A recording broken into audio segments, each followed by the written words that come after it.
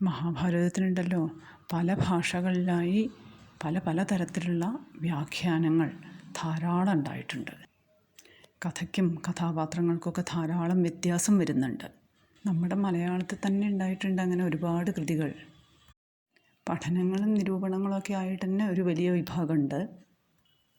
അല്ലാതെ മഹാഭാരതത്തിലെ പല സന്ദർഭങ്ങളും എടുത്ത് പല കഥാപാത്രങ്ങളെയും സ്വീകരിച്ച് അവയെ മുൻനിർത്തിക്കൊണ്ടുള്ള തങ്ങളുടെ കാഴ്ചപ്പാടുകൾക്കനുസരിച്ച് വ്യാഖ്യാനിച്ചുകൊണ്ടുള്ള രചനകൾ ഒരുപാട് മലയാളത്തിൽ ഉണ്ടായിട്ടുണ്ട്. പ്രാചീന കാവ്യങ്ങൾ തൊട്ട് ആധുനികമായ നോവലുകൾ വരെ.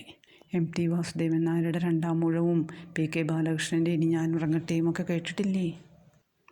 അങ്ങനെ ഭീമനെയും കർണനെയും ഏകലവ്യനെയും ദുര്യോധനനെയും ഗാന്ധാരിയെയും കുന്തിയെയും ദ്രൗപദിയെയും ഹിഡിംബിയെയും ഒക്കെ കേന്ദ്ര കഥാപാത്രമാക്കിക്കൊണ്ടുള്ള ധാരാളം നോവലുകൾ ഉണ്ടായിട്ടുണ്ട്. മുൻപ് പറഞ്ഞില്ലേ മഹാഭാരതത്തിലെ ധർമാധർമ്മങ്ങളുടെ കാര്യം. ഈ വ്യത്യസ്തങ്ങളായ കൃതികളൊക്കെ നമുക്കതാണ് പറഞ്ഞു തരുന്നത്. നമ്മൾ പൊതുവെ ദുഷ്ടൻ എന്ന് വിചാരിക്കുന്ന കഥാപാത്രം നല്ലവനായിട്ട് വരാം, നല്ലവനെന്ന് വിചാരിക്കുന്ന കഥാപാത്രം ചതിയനായിട്ട് വരാം.